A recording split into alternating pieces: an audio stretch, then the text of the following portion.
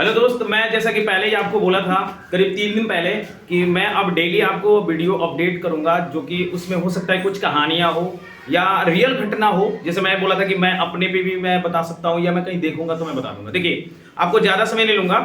आज मुझे ना एक मतलब कुछ चीज़ें पढ़ाना था, बच्चों को बताना था कि ग्रामर के अंदर कुछ ऐसी भी चीज़ें होती हैं जो बच्चों को पता ही नहीं होता है। तो वही चीज़ें मुझे बताना था। सामने आपको दिख रहा है, यहाँ पे आप देख रहे होंगे कि 2 रूल मैं टारगेट करके लिखाऊंगा। मैं 2 ही रूल पढ़ाऊंगा। तो मैं डेली यही कोशिश करूंगा कि डेली आपको 2-2, 3-3 रूल पढ़ाऊं, जो कि एक से 1.5 महीने में आपको काफी अच्छा कंटेंट मिल जाएगा। आपको ये पता चलेगा कि ग्रामर में ये भी चीजें होती हैं।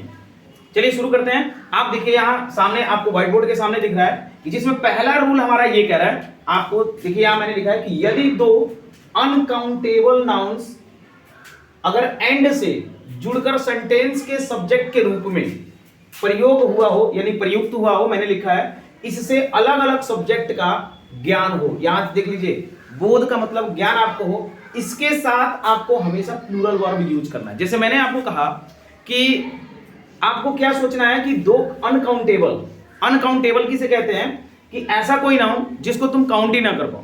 सीधी सीधी बात है। तो हम देखते हैं कि कौन कौन से होते हैं, वो दोनों हमारे अनकाउंटेबल नाउन। देखिए, तो पहला एक होता है इसमें, जो कि मैं आपको बता दूं। पहला होता है मटेरियल नाउन।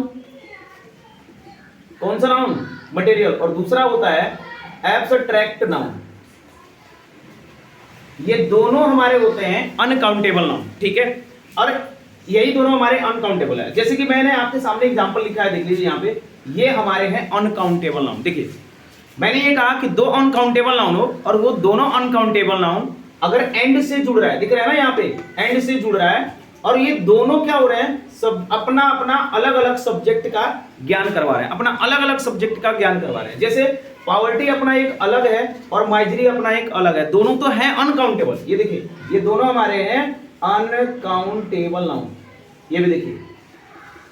तो आपको ये ध्यान जरूर रखना है कि जब भी आप ये लिखोगे उस समय आपको प्लूरल वर्ब का यूज करना है, जो कि मैंने यहाँ पे लिखा है। अब ये देखिए, आपका प्रेजेंट इंडेफिनिट के अंदर लिखा गया है, और जो इसका मेन वर्ब होता है B1 का फर्स्ट फॉर्म, वो हमेशा आपका प्लूरल में ही होता है। आते हैं दूसरे रूल की तरफ, जो कि आपके सामने मैंने लिखा है। देखिए, दूसरा रूल क्या कह रहा है यहाँ पे कि यदि 2 सब्जेक्ट, देखिए आपके सामने मैंने लिखा है कि यदि 2 subject as well as with, along with, in addition to, but besides, ये देखिए besides मैंने लिखा है, except, rather than, like, unlike, और भी बहुत सारे होते हैं। अगर इन मतलब इनसे जोड़ा जाए कोई भी 2, ठीक है ना, 2 सब्जेक्ट। अब ध्यान से यहां देखना, अगर 2 सब्जेक्ट इन सारे शब्दों में से लेके एक शब्द कोई भी, और उनसे 2 सब्जेक्ट को जोड़ रहे हो, ऐड कर रहे हो, तो उस समय जब आपको वर्ब यूज करना है, ये हमेशा ध्यान रखना। मैंने बोला कि जो वर्ब आप यूज करोगे, अब हमेशा ध्यान रखना कि सब्जेक्ट का जो पहला वाला है, जैसे एक सेंटेंस लिख रहे हो, उसका जो पहला सब्जेक्ट है ना, उसके अकॉर्डिंग आपको वर्ब यूज करना है। जैसे सामने मैंने एग्जाम्पल भी लिख रखा है, यहाँ पे आप देख सकते हो कि ये फर्स्ट एग्जाम्पल है, इसको देखना। मैंने लिखा Ram as well as his parent. देखो, ये एक है और ये एक है, 2 हमारे पास सब्जेक्ट हैं, और दोनों ये इससे जुड़े हुए हैं, ठीक है, दोनों जुड़े हुए हैं। तो देखो, मैंने बोला था कि यहां पे जो आपका वर्ब ये लग रहा है ना, ये इसके अकॉर्डिंग लग रहा है। देख रहे हैं आप लोग, इस राम की वजह से। और राम क्या है?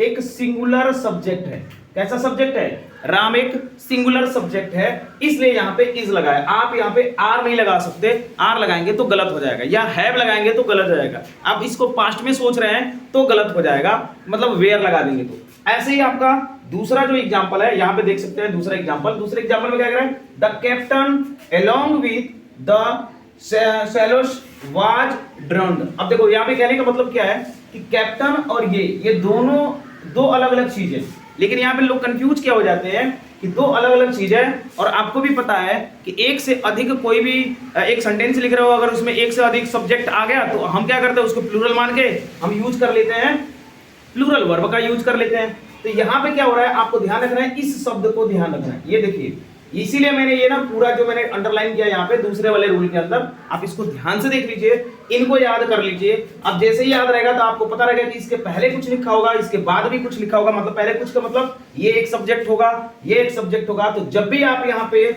आप लगाने के लिए यहाँ आओगे वर्ब को, तो ध्यान रखना कि ये वर्ब अगर हमारा जैसा रहे, जैसे ये सिंगुलर है, देखो कैप्टन क्या है, एक सिंगुलर वर्ड है, इसलिए मैंने यहाँ वाज लिखा, यहाँ कैप्टन्स लिखा होता तो मैं यहाँ वेयर लिख सकता था। समझ में आ रही है बात? ओके, आते हैं तीसरे की तरफ। ये मेरा तीसरा एग्जांपल है। देखिए तीसरे में क्या कहा गया है यहाँ पे देख लीजिए, माई फादर ऑनलाइन, इसी में से कोई ना कोई एक वर्ड यूज हुआ है, देख लीजिए ऑनलाइन। आपको समझ में आ रही होगी कि ऑनलाइन, अब ये इसके पहले देखिए एक सब्जेक्ट, इसके बाद भी देखिए एक सब्जेक्ट, ठीक है।